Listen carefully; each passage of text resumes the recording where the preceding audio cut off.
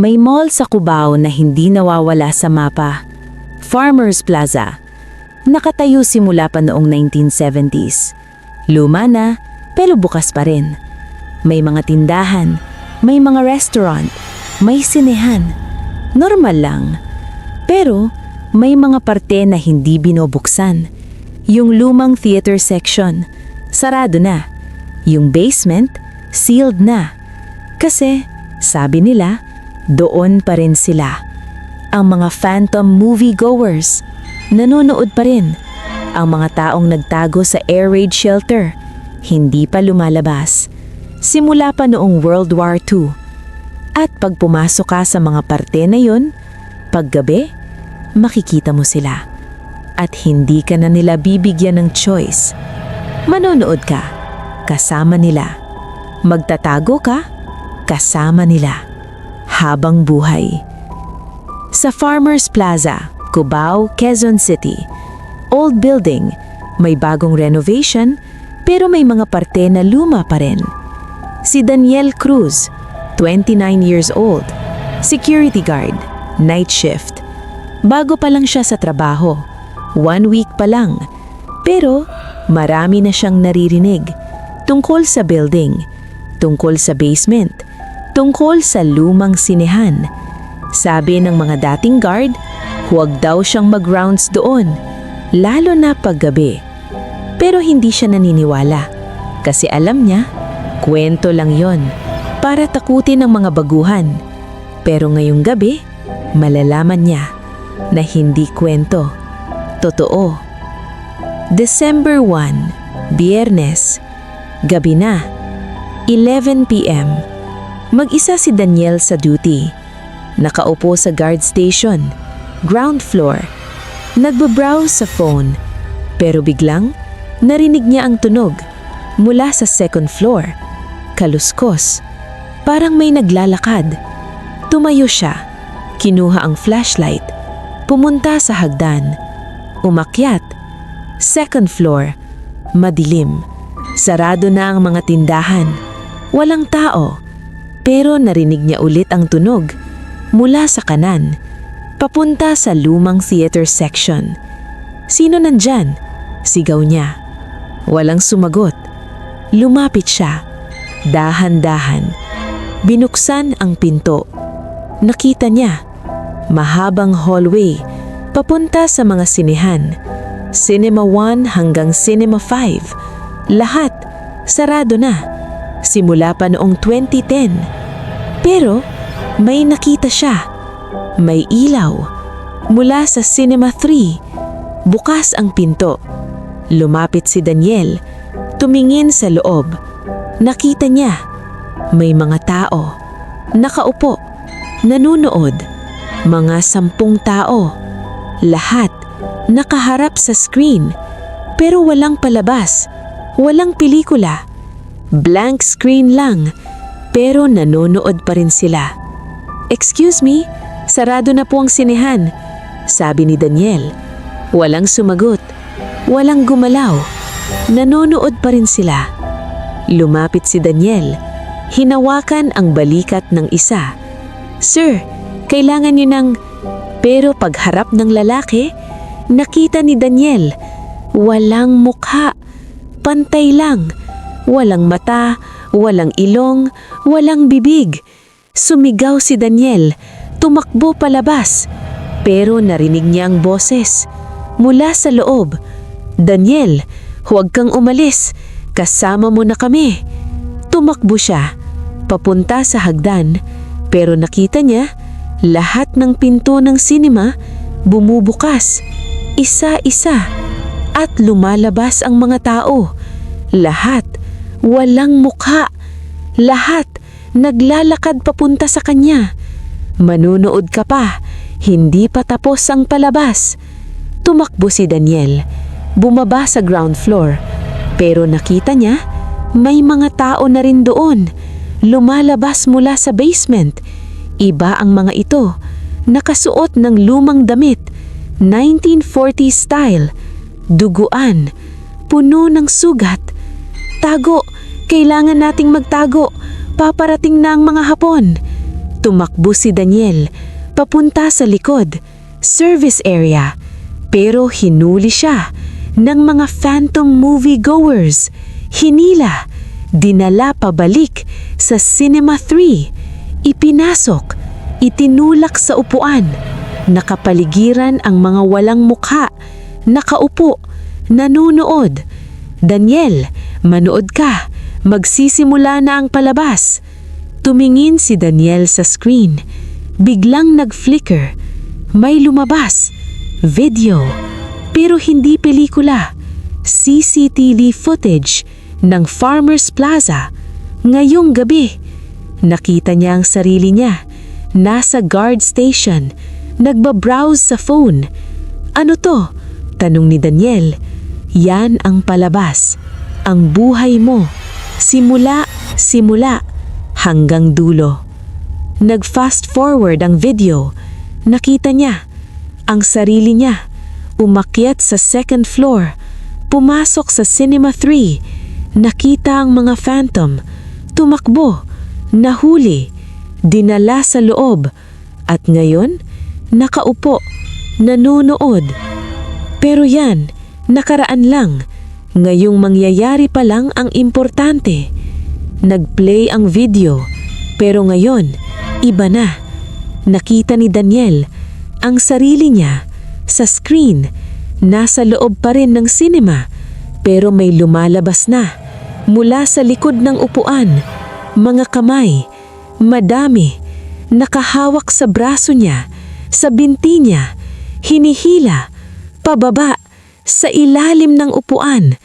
At sa actual, naramdaman ni Daniel ang mga kamay mula sa ilalim. Hinihila siya. Hindi, bitawan niyo ako, sigaw ni Daniel. Pero mas maraming humahawak. Hinihila pababa hanggang sa lumubog siya sa ilalim ng upuan. At nakita niya, madilim. Walang floor, walang ground, madilim lang. At may mga tao, daan-daan, lahat nanunood sa screen. Kahit wala na, kahit madilim, nanunood pa rin. Welcome sa eternal screening, sabi ng isa. Dito, walang ending, paulit-ulit lang. At nakita ni Daniel sa screen ang sarili niya, paulit-ulit, dumating, pumasok, nahuli, hinila pababa, ulit, walang tigil. At nakita niya, ang iba, mga dating guard, mga dating customer, mga dating empleyado, lahat nandito, trapped, nanunood, habang buhay. Pero biglang, may humawak sa balikat niya, mula sa likod. Lumingon siya. Nakita niya, lalaki, matanda, nakasuot ng military uniform, Hapon. Ikaw, halika, may trabaho ka pa. Hinila siya, palabas ng dark void, dinala sa basement. Nakita ni Daniel, air raid shelter, luma, gawa ng concrete. May mga tao sa loob, 2 tup, lahat nakasuot ng 1940s clothing, lahat duguan, puno ng sugat. Ano to? Tanong ni Daniel. Lumapit ang Hapones na sundalo. Ito ang shelter. Dito nagtago ang mga Pilipino noong 1945 nung binumba ng Amerika ang Manila. Tumingin sa mga tao pero hindi sila nakaalis kasi pinatay namin sila bago pa sila makalabas. At ngayon, ikaw magiging kasama nila. Itinulak ni Daniel papasok sa shelter. Nakita niya ang mga tao umiiyak, sumisigaw. Tulong! Palabasin niyo kami! Gusto na naming umuwi. Ilang taon na kaming nandito. Lumapit sila kay Daniel. Hinawakan. Ikaw, bago ka pa. Tulungan mo kami. Palabasin mo kami. Pero hindi makagalaw si Daniel kasi nakalock ang pinto. Nakabarikada. Walang labas. At biglang narinig nila ang tunog. Bomba! Sumabog mula sa labas. Yumanig ang shelter. Bumagsak ang mga bato. Sumigaw ang mga tao. Tumatama ang bomba. Pero imposible kasi tapos na ang World War II. 2024 na. Pero sa loob ng shelter, 1945 pa rin. Paulit-ulit. Ang bomba, tumatama. Ang shelter, yumayanig. Ang mga tao, sumisigaw. Hanggang sa may tumama, diretsyo, sa bubong. Bumagsak ang concrete. Bumagsak sa mga tao. Isa-isa. Durog ang bungo. Durog ang katawan. Pero hindi pa rin sila namamatay. Tumatayo pa rin. Sumisigaw pa rin. Paulit-ulit. At nakita ni Daniel ang sarili niya. Tinamaan din ng concrete. Durog ang braso. Sumisigaw siya. Pero tumayo pa rin. Kasi dito, hindi ka mamamatay. Maghihirap lang. Paulit-ulit. Habang buhay. Kinabukasan, umaga. Dumating ang manager. Hinanap si Daniel. Pero wala. Nawala. Hinanap sa buong building. Pero walang nakita. Hanggang sa nakita nila ang flashlight. Nakalagay sa harap ng Cinema 3. Pero walang Daniel. Dineclare as AWOL. Pero ang totoo, nandoon pa rin siya. Sa loob ng cinema. Nanonood kasama ang mga phantom. Paulit-ulit. O sa basement. Sa air raid shelter. Nagtago kasama ang mga biktima ng war. Paulit-ulit. Tumatama ang bomba. Bumabagsak ang concrete. Dudurugin ang katawan. Pero hindi mamamatay. Kasi dito, walang kamatayan. Walang ending. Paulit-ulit lang. Ang sakit, ang takot, ang paghihirap. Habang buhay. Mga taon ang lumipas. May mga nagre-report pa rin tungkol sa Farmers Plaza. May naririnig na mga boses mula sa lumang sinema.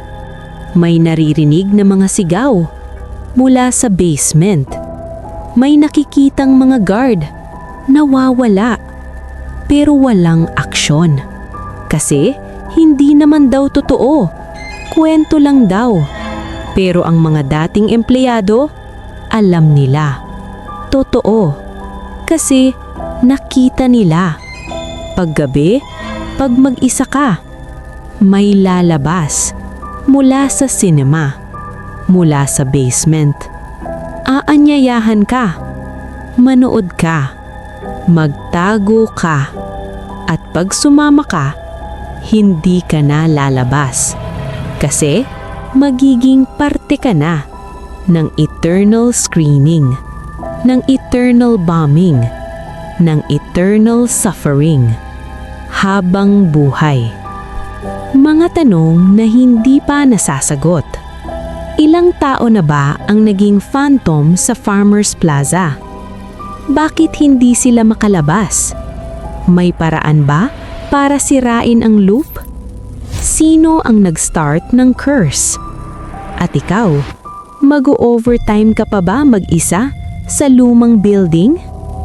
Kung gusto mong malaman ang iba pang kwentong katulad nito, follow ang aming page para sa mas maraming horror stories mula sa iba't ibang lugar sa Pilipinas. May nagtrabaho ka na ba sa Farmers Plaza? Share sa comments kung anong nangyari.